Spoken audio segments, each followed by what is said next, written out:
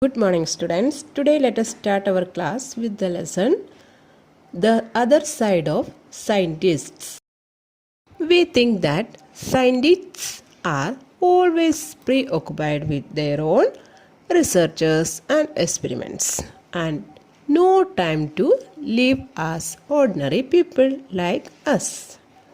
They don't have time to speak to us or to be like us. That is our thinking. We think that they are busy with their lives and to be highly serious and having no sense of humor. They are always serious and not interested in telling jokes. This is the general impression. But here are some anecdotes. Anecdotes means short entertaining stories, of about real people. Here scientists. Let's go through the chapter. This chapter shows that scientists have the best humor sense. First anecdote is about Euclid, the famous Greek mathematician. He lived in the 4th century BCE. He is known to have measured the height of a pyramid by measuring its shadow. That means he had the ability to find out the height of a pyramid by measuring its shadow. He was a famous mathematician. In mathematics, we have to study geometry. You all know. You are also studying geometry. His theorems means rules to learn geometry are little bit difficult. So, what happened? Once he was explaining his theorems in detail. Then the king of Alexandria, Ptolemy, the king's name was Ptolemy, asked him, "Isn't there a shorter way of learning geometry than your method?" Ptolemy did not understand anything. Then what was the reply of Euclid?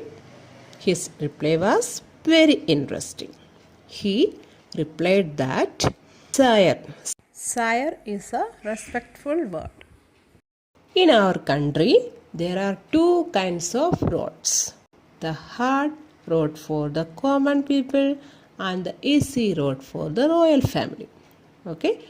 But in geometry, all must go the same way. There is no royal road to learning. This was his reply. That means in geometry, no easy way to learn for the king. There is no easy way to learn the geometry for the royal family. All must learn the geometry in the same way. This is one of the best example that our scientists are having a good sense of humor. Darwin names a bug. Charles Darwin. It is the full name of him. Who was he? He was the 19th century's naturalist. Naturalist means a person who studies plants and animals. Now let us learn about a story of him. Once Charles Darwin went to visit his friend's house. Then what happened? Two boys of his friend's family decided to play a joke on him. Why? Because he was a famous naturalist. Then what happened? The boys glued, means by using glue, they pasted the different parts of a butterfly, centipede, beetle, grasshopper, and made a strange looking insect. Then they took it to Darwin and asked him to say the name of that insect. And they caught that insect from the field. Who told? The boys. To whom? to Charles Darwin. And again they asked him to tell the name of that strange bug. Darwin came to know that they were trying to make him a fool. Okay, so he asked the boys when they caught it whether it hummed or not. Hummed means made a low noise. He asked to that boys.